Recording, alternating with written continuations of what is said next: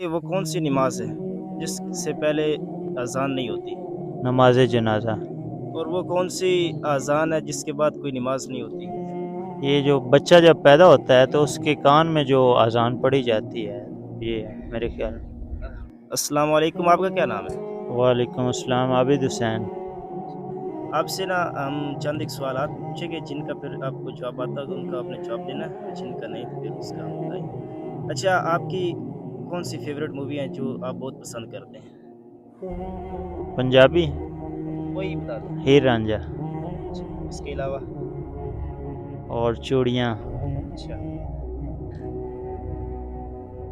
بس یہی دو ہی۔ اچھا اس کے بعد ہم چند ایک اسلامی سوال پوچھیں گے آپ سے۔ آپ بتائیں کہ ہمارے آقا صلی اللہ علیہ وآلہ وسلم کی والدہ کا کیا نام ہے؟ حضرت آمنہ۔ غسل کے کتنے فرائض ہیں؟ غسل کے 3۔ کون کون سے؟ غسل ہے پہلے یہ ہاتھ دھونے، پانی جو ہے غرارے کرنے ہیں 3 بار، تو پورے جسم کے اوپر پانی بہانا ہے ایسے کہ ہمارے جسم کا کوئی ایک بال بھی ہے وہ خشک نہ رہے۔ غسل کے 3 فرائض ہیں، اس میں جو ہاتھ دھونا ہے یہ سنت کے اندر آتا ہے، یہ فرض کے اندر نہیں ہے۔ سب سے پہلے ہم نے غرارہ کرنا ہے، یہ پہلا، اور دوسرا ہاتھ میں پانی جو ہے نا ہاں وہ نرم ہڈی تک لے جانا، اور پھر پورے جسم کے اوپر جو ہے وہ پانی بہانا ہے کہ کوئی بھی جو ہے نا ہمارا بال خشک نہ رہ جائے۔ اچھا آپ بتائیں کہ وہ کون سی نماز ہے جس سے پہلے اذان نہیں ہوتی؟ نماز جنازہ۔ اور وہ کون سی اذان ہے جس کے بعد کوئی نماز نہیں ہوتی؟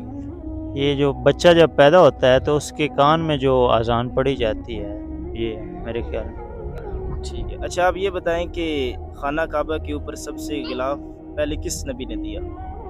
حضرت ابراہیم علیہ السلام۔ حضرت ابراہیم علیہ السلام کے بیٹے حضرت اسماعیل علیہ السلام۔ اچھا آپ بتائیں کہ نبی کریم صلی اللہ علیہ وآلہ وسلم پر کون سی کتاب نازل ہوئی؟ قرآن مجید، فرقان حمید۔ اور حضرت موسیٰ علیہ السلام کے اوپر؟ انجیل۔ حضرت موسیٰ علیہ السلام کے اوپر تورات نازل ہوئی۔ انجیل حضرت عیسیٰ علیہ السلام پہ، انجیل حضرت عیسیٰ علیہ السلام، زبور حضرت داؤد علیہ السلام۔